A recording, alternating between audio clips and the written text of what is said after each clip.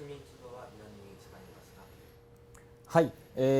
僕らはですね、木を加工するのにですね、まず木に、印をつける必要があります。そこでですね、印をつけるための、道具として、こういうふうに、墨差しっていうねペン、それから、その、墨差しはこう墨をつけてね使うんですけれども、その墨を入れておく、墨壺というものを使っていきます。はい、で、どういう時にですねこの、しっかりした、この墨を使って印をつけていくかというとですね、基本的にはこういう材料ね、それにこう印をつけていく時に、必ず、これを使います。なんで、この墨を使うかというとですね、僕らは、こうやって一回こう印をつけます。だから、僕が印をつけたら別の誰かが加工します。で、ある工程を別の人が加工して、そしてまた別の人が違う場所を加工して、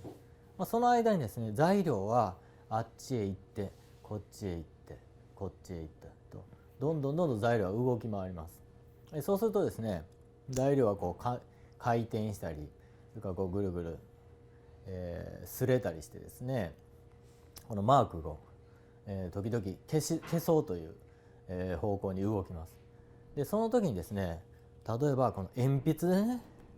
こう印を書いていたとすると、その印は消えてしまいます、ね、そうすると、基準ねマークという基準がなくなりますと、加工することはできません。ということで、こういう消えないね墨っていうものを使ってマークしている。そのためにこういう墨壺、それからペン、ね、この墨差しというペンを使っていきます。はい、で、このね墨壺にはこういうふうにね、針と、糸がついています。で、この針と糸でですね、材料にね、まっすぐの線を、引きます。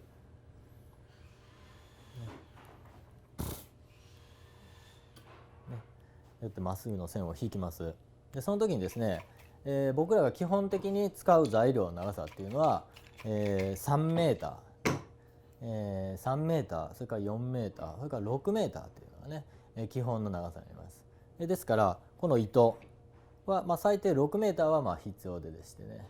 6メーター以上ねここに巻きつけておくっていうのが基本的な使い方になります。